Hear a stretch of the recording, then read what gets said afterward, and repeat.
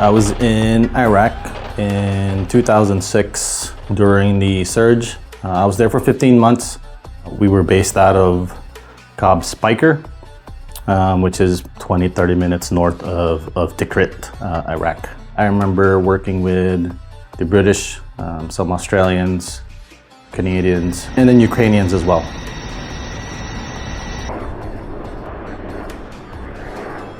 At the time, for me, as being a young officer, just lieutenant, 4 years after graduation from the military academy, without any combat experience, without any international experience, mostly we did convoys, recce, ground recce, patrols.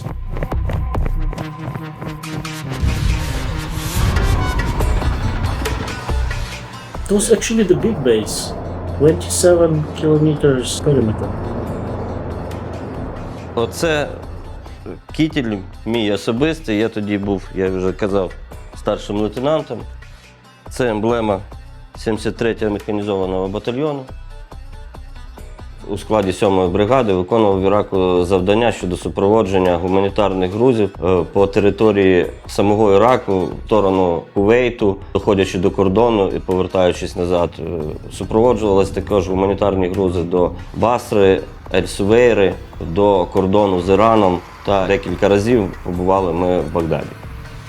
My responsibilities in Iraq was to help rebuild for the Iraqi people after they suffered underneath their own dictatorship. I was stationed in Iraq in 2004 in OIF-2 with the 3rd Armored Corps of the U.S. Army. We faced a lot of attacks during that time from insurgents as the insurgency was starting to kick up in 2004. It's a lot of artillery attacks on base.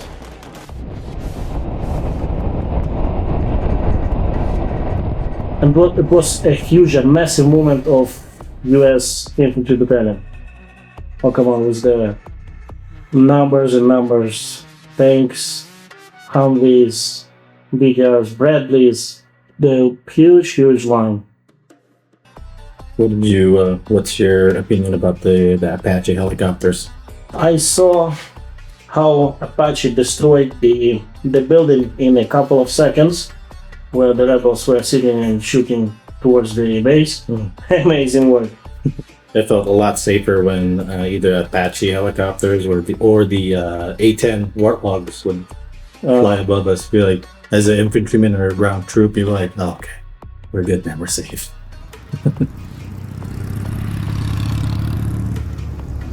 I saw Ukrainians when I was in Baghdad in the green zone.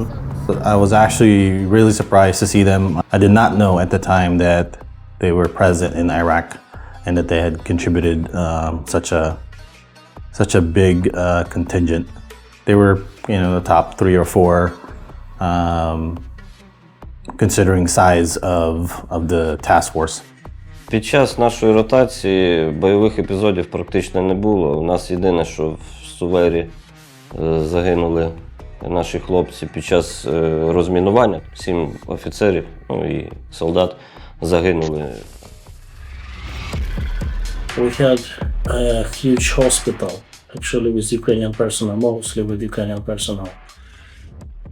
Working with other nations, working with Ukraine over at Camp Victory and over at BIOP, it was a very good experience. Being able to collaborate and helping to rebuild for the Iraqi people. I learned a lot of different techniques, working with the combat engineers. It was a very good experience. I believe the discourse that's happening in the West, specifically the discourse pertaining to if we should be helping Ukraine or we shouldn't be helping Ukraine. I totally disagree. I actually feel strongly that we should be helping Ukraine. We should be giving Ukraine everything that they need. If Russia wins in Ukraine, it's not going to stop in Ukraine. And I'm the engineering officer with the 2nd Battalion of International Legion. My responsibility is fortifying defenses for the frontline trenches. It's very important that democracy stands up for democracy. The Ukrainian people didn't ask for this war, neither did America ask for the war on terrorism. it came to their doorstep. And so we have a saying back home in America that freedom is not free, it must be fought for and protected. Thank you. Thank you for you.